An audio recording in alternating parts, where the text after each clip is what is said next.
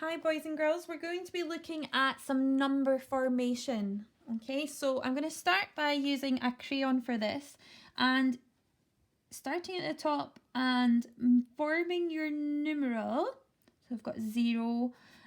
You could do all the numbers in this colour first, so it's up to you in whichever way that you want to do this. You could do one at a time, you can do them all together. And so it's just about using the pressure really of the crayon and pressing down really hard, which is really good for your fine motor skills. We'll just go to 5 just now. Now I want to use a different colour, so going over my numerals that I have just written in purple, now I'm going to make them pink. So you can do this for all your numbers to 10. And basically this is just called rainbow writing. And so I'm doing it in lots of different colours using the same, crayons basically. I'm not using pen yet because pen would give me a different amount of pressure that I'd need to apply for that. So we've got beginning to resemble something like some colourful numbers. Now you can do this in lots of different sizes. Just do one at a time if you want. 2, 3. Now they're not going to be perfect, but it's more about the direction and things that you're using, learning the shapes and the direction. Okay, so I've got my numbers there using my crayon. Now I'm going to use some pen, which again is different amount of pressure that needs to be applied here. 2, 3, and you could do them huge, you could do them little. It's entirely up to you. You could do them, you could do them that size, and the next size up you might do even bigger. Okay. It's making sure when you're practicing like this that it's the direction that you're looking at really. Okay, making sure you're making the correct shapes. We don't want the 3, and making sure they're facing the right way as well. We don't want the numbers back to front.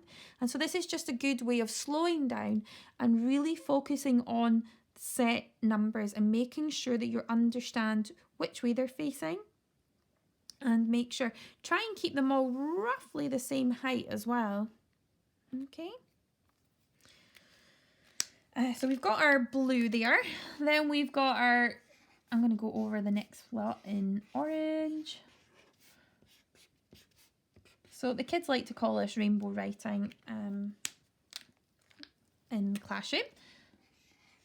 I got your 1.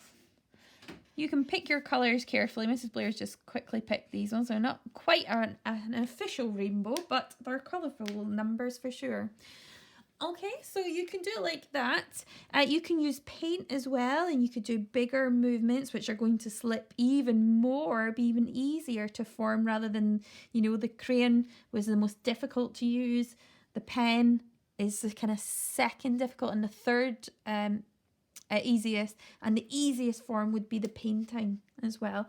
Even getting outside, doing it in the snow if you can, or in mud, or using paintbrushes with water on them and doing it on the wall or on the pavements.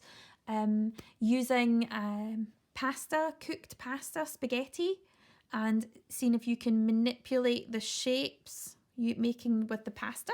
You could also make a really large number, like a really large number 3.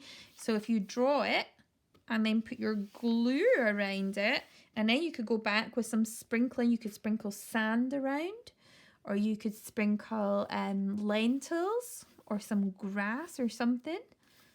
Okay, or some soil on, and then you could pat it down.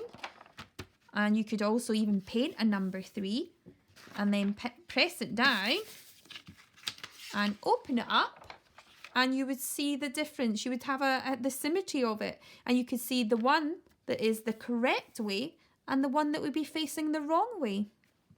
It's quite a good activity for the boys and girls to see there the difference. Okay.